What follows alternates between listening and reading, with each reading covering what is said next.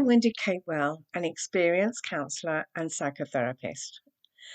I work with so many people who feel that they're the only ones struggling with the issues that they share with me.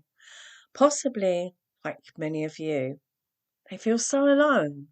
And so the aim of this podcast is to talk to guests who have their own stories to share, their experience of the struggles that they've been through, or maybe they're continuing to live with, offering their insights as well as their inspiring journey.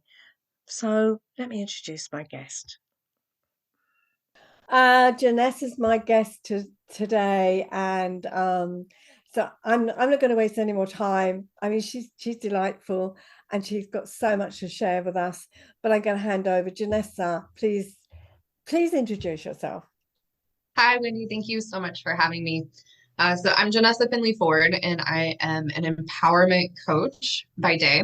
I have really lived much of an unconventional life in all of the ways, and I find it to be most fulfilling. But my background, I would say, is not the average story that you hear of most people. I grew up on a farm. I was the fifth generation to live in our family's farmstead. My brother and I were the last generation on that farm built by my great great grandparents. We went to a one-room country school. That's where I started my education.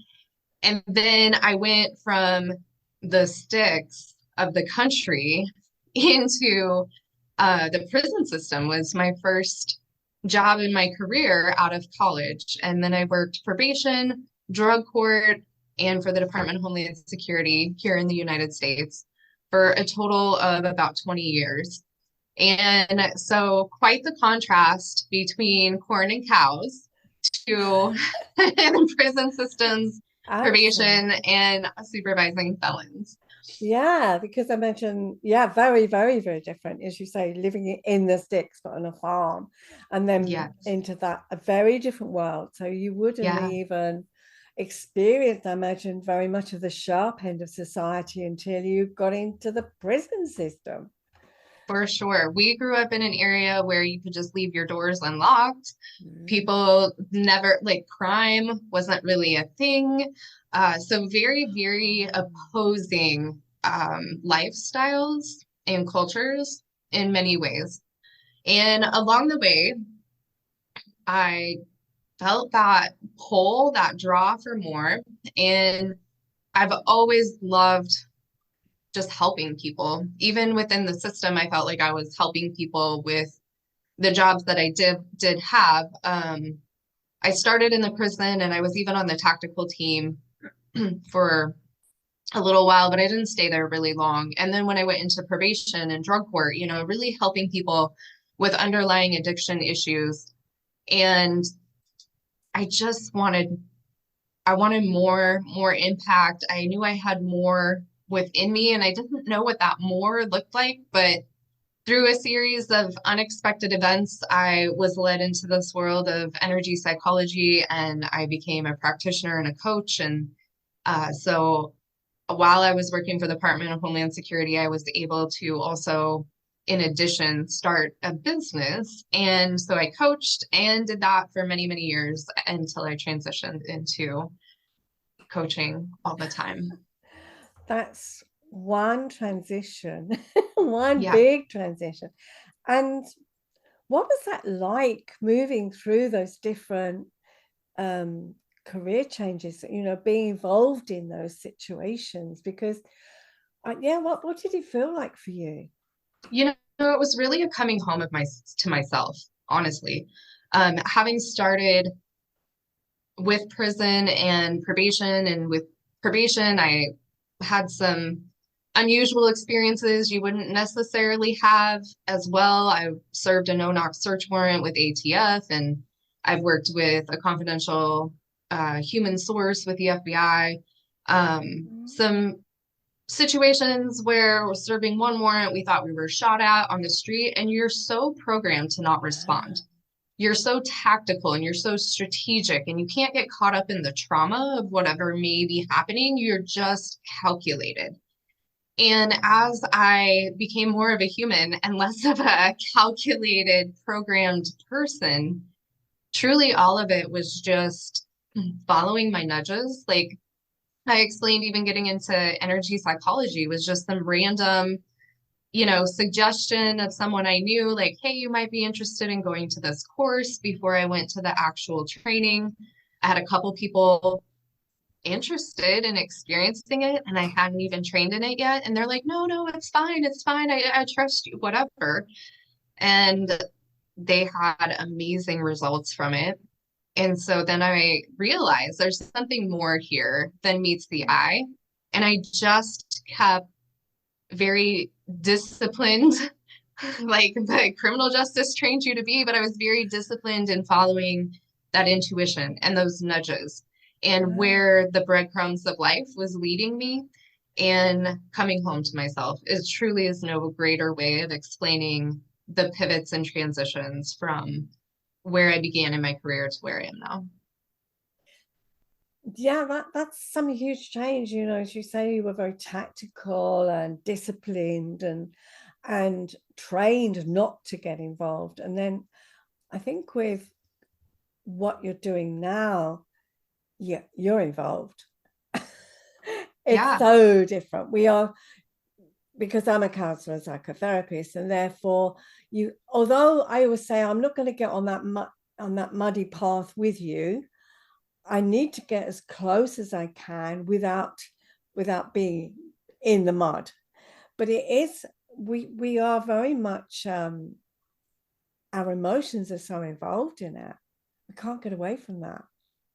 Mm-hmm. Yeah, coming alongside people looks so much different doing what I do now versus, don't let anyone know anything about any of your personal details, where you live, all of that stuff. And I I had one situation with a probationer who saw me while I was off work in street clothes. I was sick actually at the pharmacy, and I was getting a prescription. This was so many years ago.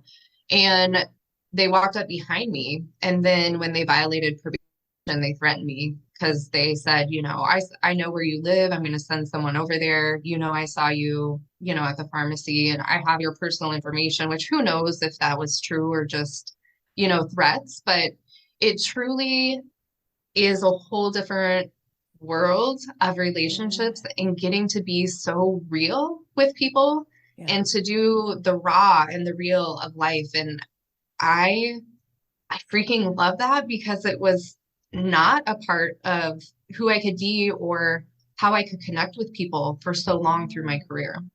And as much as I would love to say that didn't translate into my personal life, I think both from my own experiences and traumas that I carried, as well as how I was trained to be in my career, it also translated into my personal relationships as well.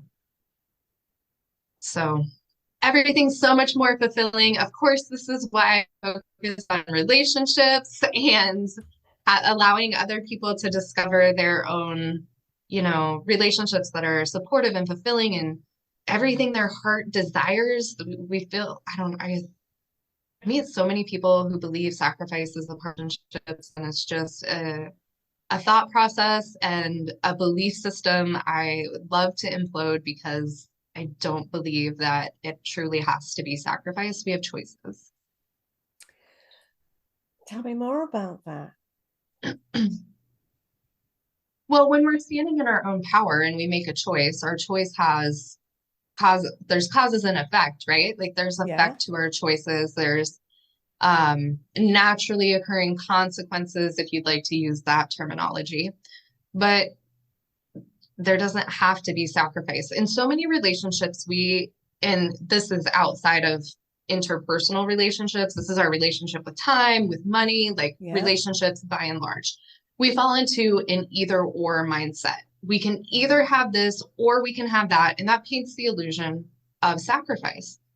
When we approach life with an and both perspective, we can have our relationship and still fulfill ourselves. There is no loss. There's no sacrifice. We're doing what we need to do in the moment to invest in ourselves, our relationship, our children, whatever the top priority is. And if you're living by your priorities, there's never any sacrifice. Mm, mm. Yeah, I think that's really useful, because I think that's it. People do see that either or. And I think that really comes into very much into personal relationships and those couple relationships, those romantic relationships. It can feel very much, I'm sure, in the work that you do, and certainly the work I do, that it is either or. And it is, that word sacrifice seems to come up, maybe not exact words, but it does feel that way. And that just that constant pull me, push you kind of tug of war that goes on. And it's so sad, I think, because when I see it, and it's very, very common that I see, maybe it's something you see, but it is that power struggle that goes on. But you're not listening to me, but you're not listening to me, and you're not listening to me, and I'm not important, and you're more important. All of those things that seem to go on, although they may not be voiced in that way, because they're usually the trivia that comes up. The arguments are, well, you never put the bin out, you never clear up behind yourself, you never cook dinner, you never, and which is a huge exaggeration normally, because sometimes it is, but it's that feeling of sacrifice. Well, I do it all and you do nothing. Yeah. Yeah, it's very, very common in relationships. I feel as though I am a walking, living example of the exact opposite because Okay. in my unconventional life, I chose to marry a felon. While engaged, we experienced an unexpected investigation. It's a very, very long story. I've blogged about it if people want to know more, but I immediately believed that he was guilty because of my background, because of my Yeah. career. Yeah. And it was actually going through the process of the conflict and the conflict in our relationship for sure. And the investigation and looking at the case, being called as a witness against him because we weren't married at the time. We experienced so much hardship and trauma with this situation. And unfortunately, he was sentenced to prison. And so many would look at my situation and say, like, I've made such a huge sacrifice to be in this relationship while he has been imprisoned. I'm taking care of, our responsibilities in our life. And I'm sacrificing all of this time that we have apart. And I don't feel that way. It truly is built from a belief system. I don't believe there's any loss. And so I can't, based upon like my values and virtues, be in alignment that I'm losing anything. I believe that we can be apart and still have a fulfilling relationship. I believe that the people that we are going to evolve into during this time, when we're together again, is going to be even more connected and powerful and have an even more meaningful relationship. There's so many things we will not take for granted, such as the ability to pick up the phone and call him, and so it's all of this perspective. Are you building your relationship upon a belief system and a perspective that's going to bring you closer together and unite you? Or are you building your relationship on belief systems such as sacrifice that is going to wedge and divide and separate you? Exactly. So how did you overcome that? Because I imagine that you said there was so much conflict going on. So how did you navigate your way through that? Very intentionally, and with a lot of, honestly, personal growth work, healing work, whatever that is to each individual person. My partner probably would not call it healing, but he certainly embraced much more of a spiritual avenue, pathway, journey in his life than what he had previously. And with that, I believe that when we open to spirit, a lot of healing happens. And so in whatever avenue you get there in your healing and your personal development work, It truly was a deconstruction and reconstruction, both of my own personal belief system. Like I said, initially, I assumed he was guilty. The whole premise that you're innocent until proven guilty, that did not exist here. Not in our household, not in our relationship, not even when I had known him for almost 5 years. We had been together and we were engaged for 6 months prior to the beginning of everything. All of that went out the window. Everything that I had known with the man that I had lived with, I was like, oh, well, I mean, if the FBI is showing up, clearly you did something. And so we were very, very intentional of, this probably sounds a little bit backward, of our own personal needs. Because when you're that, like, there was national news media coverage, campaign, like there were so many traumas along the way. His financial everything was shut off. Really fast deadlines, 3 days to find an attorney, to retain an attorney and respond, less than 24 hours to decide whether or not he's taking a plea agreement. So a lot of blindsiding and a lot of trauma. So you said that you felt that the premise was you believed he was guilty. So how did that impact your relationship? The conversations, the kind of that there must have been conflict because you're going to question it. You're going to be, I mean, where does the trust come from? Well, there wasn't much. There wasn't much trust in the beginning at all. And it was through the deconstruction and reconstruction. And also when I was called as a witness, then I went into officer investigator mode. And I was not going to go be a witness not knowing much of, I looked at everything that I could get my hands on in the case objectively to see where the evidence took me. And it was in that, as well as the experience that I had in the interview, where I realized a lot of my beliefs around how the justice system reached a conviction wasn't actually what I thought it was. And as I shared, my career was on the back end of the justice system. And so I would say the trust was a reflection that dishonesty for 4.5 years had not been a part of our relationship. He is a pretty honest man. And even if I'm a sensitive type of individual. So even if something that he shared honestly stung or hurt or gave me pause, he would still share it.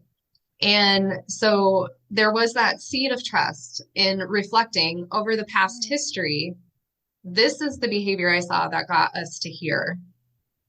But the most compelling part of the trust came when I started looking at the evidence. And then what I saw in the physical, coupled with the past 4.5 years, what I saw in him, coupled with, they say that when you go through these really stressful situations, you see the most real part of someone magnified. And what I was witnessing was someone who was grateful. When he lost his job, he was so grateful. He had the opportunity to work there. He loved the job. He loved the people. And I wasn't grateful. I was anything but grateful of having that level of security taken from our lives. But he was grateful. He was kind. He was gracious. And as I saw what was coming out in him in this incredibly pressure cooker type atmosphere and having, for sure, his life turned upside down, mine too in many ways, but it obviously affects him a little more than it did me. I wasn't the one being printed in the press and all of the media. I saw the core of his being, and it was so counter to what was being claimed that he did. But honestly, at the end of the day, like I also had to go through all of, could I marry a felon? Because if you'd asked me that 2 years ago, I would have said absolutely never, under no circumstances. The relationship would have just been over and I would have walked away. So I had a lot to sort through within my own inner beliefs. And this was a big part of working through the conflict too. Because when I was not in conflict with myself over the situation, when I wasn't like, part of me wants to marry him and part of me wants to bounce because it's messy. When I was completely aligned with, okay, my belief system is that as humans, we make mistakes. Yeah. And perhaps there is a mistake that would be a deal breaker. This one isn't it. So then, if we're learning what we need to learn from every situation that we face in life, whether it's an investigation or stubbing your toe on a sidewalk, something very minuscule, Mm-hmm. then I will walk with this person through this fire. And so there was so much of this inner work that translated to being so supportive of the relationship and what we were going through. And the less inner conflict I had, the less inner conflict he had, the less conflict our relationship had. Well, I'm hearing some really lovely things in here. I'm hearing some things that could be so useful to others, because when I talk about people where they argue about who did what, you haven't done this, I mean, underneath it is, that's not the real story. It's, I don't matter. You've abandoned me. You don't respect me. And yet what I've heard from you, although we haven't heard this, but my sense is there was a real sense of openness, a real sense of honesty, a real sense of self kind of, yeah, the inner work. I want to say that, but I want to put it a different way. There was, is this me, or is this him, or is it me? And it's more about being able to step back, which you've been able to do, and have honest conversations and hear those honest conversations, which I think is really good. So many people feel in relationships that when there's an honesty, it's directed at them rather than this is what the person who's telling me feels. They feel it's a projection onto them, whereas often it isn't. But many couples that come to me aren't able to acknowledge that, but you two have managed to work through that. Yeah, we did. Really, I feel like one of the biggest aspects of this kind of thread of what we're talking about is assigning meaning rather than blame. You know, Yeah. like you said, there's nothing surface level that many couples argue about that's really the problem at hand. Like who's bathing the children or taking out the trash, or like Yeah. that's just kind of pointing the finger in very surface level and diving deeper below the blame of how we got here, because at the end of the day, the how in our situation, the how we got here was such a perfect storm of so many different factors that it was a real waste of energy. Mm. And so I started looking at the meaning. What can I learn from this situation? Again, my spiritual belief system, nothing in life is coincidence. Things don't happen by chance. So I'm here very purposefully. What is it that I then have to learn? Because if I didn't have something to learn from this situation, I wouldn't be here. And second of all, I don't ever want to face a similar situation because I missed the learning the first time. And so I really focused on what is the meaning of this? How can I grow? What can I learn from this? And what purpose does this really have? Because I do believe that from pain, our greatest purposes can be birthed if we allow it to be a portal of opportunity and not a place of pain and hurt where we get stuck. Yeah. Yeah. And I think such wise words, because so many people take the other route and they just aren't able to go down that level and actually learn what's really going on and what do I need to learn from this. They get stuck at it's almost like their fingers stuck on the button of blame and they can't move past it, and they can't get past what is the meaning of this? What does this really mean to us? And I mean, that's the work I do with couples. but they haven't got that ability to get past that. I think they're so protective of themselves, they are unable to bring those barriers down. Yeah, and emotions too. I'm Yeah. not to point the finger at one aspect, but it is so hard to have an objective point of view or to critically think when we're swept up in emotions. And Oh how yeah. many emotions do we feel as humans when we interact with our partners, when we're hurt, when these triggers keep getting triggered? Like, let it be an activation rather than a trigger. What does that activate you to resolve in your relationship, within yourself, rather than sitting in that trigger, in that emotional tornado, if you will? And that too was such an enormous part of our ability to traverse the conflict last year because there was so much trauma. Thank heavens that I had the background I had, that I had moved into the world of energy psychology, regulating the nervous system, having tools that the average person doesn't have to process emotions, which I think should be taught in school. And it's beyond myself why these things about how can we be the best humans that we can be are completely left out of all curriculum. So then a whole nother conversation for another day. But It if you don't is, have these tools, they're so important, not just for yeah. your relationship with other people, but for your relationship for yourself. Because when Yeah. you're caught up in your emotions, we often do things impulsively or we do things that we wouldn't normally do. We can't think rationally. We can't problem solve. We don't get to a place of resolution because we're busy feeling angry, feeling betrayed. And that's part of being human. So we have to embrace our humanness and have that wisdom and knowledge and tools to understand what does human nature, what are the trends? How does that work? And thoughts precede emotions, but I'm so in my emotions, I can't think straight. Yeah.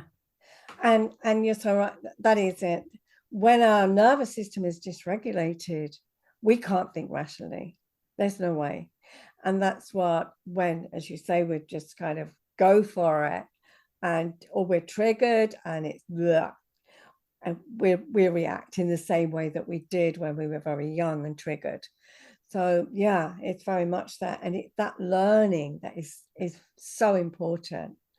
And you're right, if only it was taught. I wish I'd been taught that a long time ago. For Yeah, sure.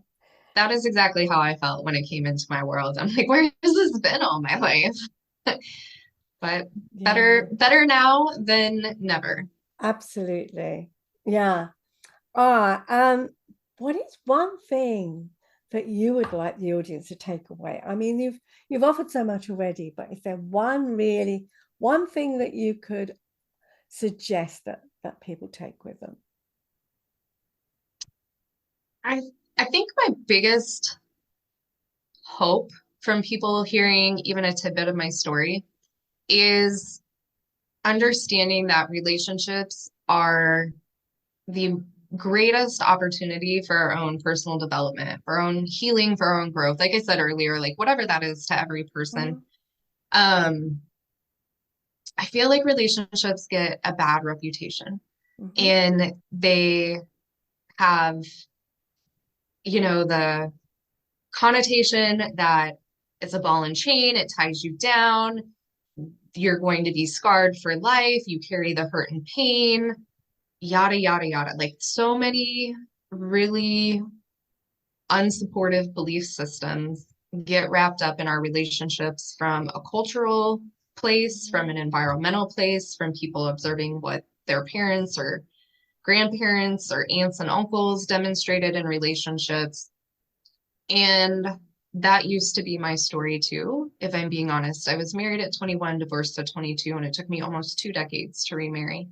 And it was last year's situation, this whole investigation, where I finally rewrote that story and fully lived the fact that the relationships and honor opportunity for my own healing, for my own growth, and not like I could have stayed in this relationship and been forever wounded. Yeah. But that was not going to be my reality. And we both vowed to be better, not bitter. So I think if nothing else, for people to embrace the viewpoint, the perspective, the truth that whatever you're experiencing in your relationship is an opportunity, it's not a burden. That's great advice, such wise words. Thank you for sharing that. I will put all your details in the show notes so that people can get in touch with you, but one easy way. Yeah, check out my website, www.fiercelyradiantsoul.com, and you can find me there. Thank you very much. Thank you so much today for sharing how much you have. It's been so interesting. I could talk to you for ages, but thank you so much for your time today. Thank you for the conversation. I hope you found this episode interesting as well as helpful. Do get in touch if you would like to learn more about working with me. My email address is info@wendycapewell.co.uk. Take good care of yourself. Until next time.